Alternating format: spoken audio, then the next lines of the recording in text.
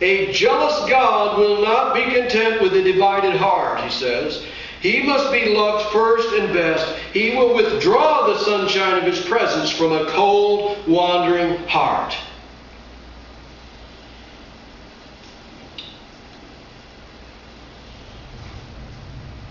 So is God still first in your life?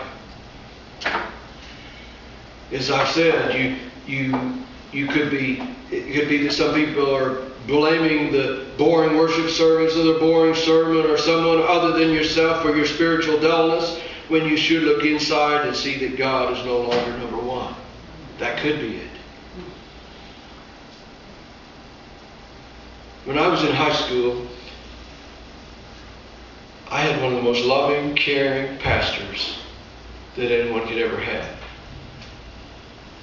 But people would complain about his sermons. They weren't very interesting. They were just kind of cut and dried.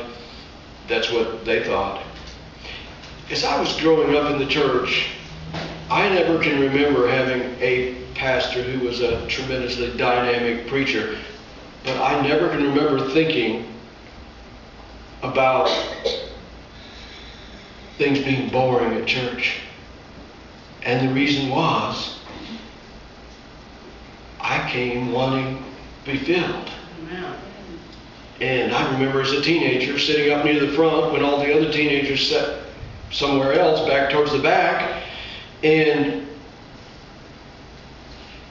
because at least for me, if I sit too far back, I'm distracted by too many other things. So I like to sit up towards the front. And I'm not saying everybody has to do that, and I'm not saying you're backslidden if you sit in the back. I don't mean that. But I'm just saying, when I was a teenager, I wanted to sit right up close, up to the front, and I wasn't distracted by other things, and I sang the songs and joined in to the service, especially after I knew that God was calling me to preach. And I got something out of every service. Yeah. Not because everything was so dynamic, but because I was hungry.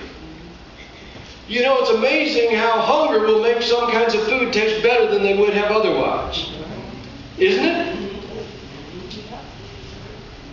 If you're starving, you will eat most anything. And few of us have ever been starving. You know, we say, well, I'm starving to death. What we had for supper? No, you're not starving. Because most of us don't know what it is like to be starving. But we would probably be willing to eat most anything. And things that we might turn our nose up to normally, if we're hungry, we might enjoy them more, right? You might even eat some things that you would rather not eat if you're really hungry. Now, Jesus said in one of the Beatitudes, "Blessed are those who hunger and thirst for righteousness, for they shall be filled." If you're hungry and you're thirsty, then you can be filled. But if you're turning your nose up at everything, you won't get what you need. Is God still first in your life? Idolatry is the greatest danger in a materialistic culture such as ours. Because we have so much. And I know our coin still says, "In God we trust," but how many people really do trust in God rather than the money they have in their bank account or their pocket? Well, let me ask you this. What if the economy became so bad that you lost everything you have? What if you lost your job? What if your retirement income just dried up? You didn't have it anymore. What if something happened in our economy and we just lost everything? What would we have left? Would we have anything left? We would find out what things really matter. Of course, we all want food on our table, and we all want clothes on our back, and we all want to be able to pay our bills and so on. But most of us are way beyond that. We have enough. And even the poorest people in our country have more than people in most of the world. Do you know that a large percentage of the children in the world today are underfed, undernourished? And there are some even in the United States of America. But most of the people in the world don't have what we have. They don't have nice automobiles and nice homes to live in. They don't have air conditioning and all the things that we just take for granted. What if you lost it all? What would you have left? Idolatry is the greatest danger in materialistic culture such as ours. That's why it's one of the commandments. It's not just making a thing of clay and setting it there and worshiping it. It's things that we have that become so important to us that they just kind of push God out of our lives because we don't have time for God, because we have too many things we have to take care of, too many other things that are important to us. The third thing is this: have you become self-sufficient? Again, Spurgeon says, the cause may be found in self-confidence and self-righteousness. He says, pride is busy in the heart and self is exalted instead of lying low at the foot of the cross, Christian. He says, if you are not now as you were in months past, do not rest satisfied with wishing for a return of former happiness, but go at once to seek your master and tell him your sad state.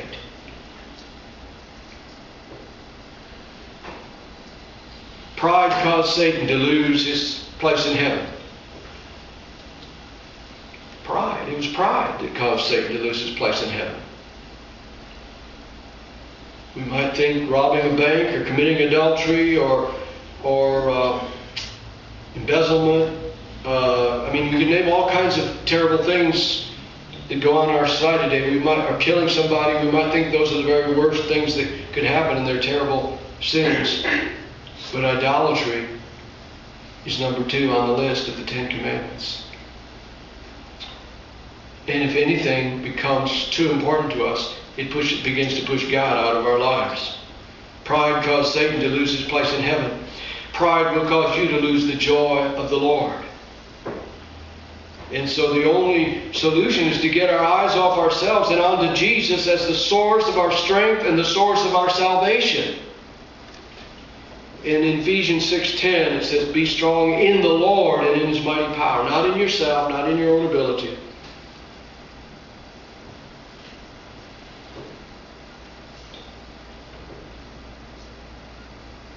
We sometimes, at least in the past, have thought that it was our ability to live by a certain set of rules, a certain set of things, either in our manual, and of course in the Bible we should live according to the standards of the Bible, but it's not our ability to do that saves us. And once we are saved and sanctified, and some people have said and petrified, I hope we haven't reached that point. We don't need to get saved and sanctified and petrified. We just need to be saved and sanctified and pliable and growing, right? Yes. Instead of petrified. Petrified Christians aren't of any use to God because they're not growing.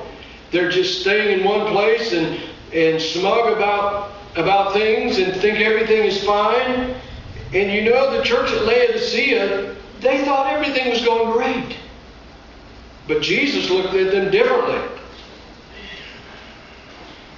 If you have seen better days spiritually, the only solution is to do the things you did at first. And I want to read that passage from Revelation. And I want to encourage you. Read your Bible, pray, witness, become a participant instead of an observer in worship. And to the lukewarm church in Laodicea in the first century, Jesus said, I know your deeds, that you're neither cold nor hot. I wish you were either one or the other. So because you are lukewarm, neither hot nor cold, I'm about to spit you out of my mouth, he says. You say, now this is what they said of themselves, I am rich. I have acquired wealth, and I do not need a thing. But you do not realize that you're wretched, pitiful, poor, blind, and naked. I counsel you to buy from me gold refined in the fire, so you can become rich, and white clothes to wear, so you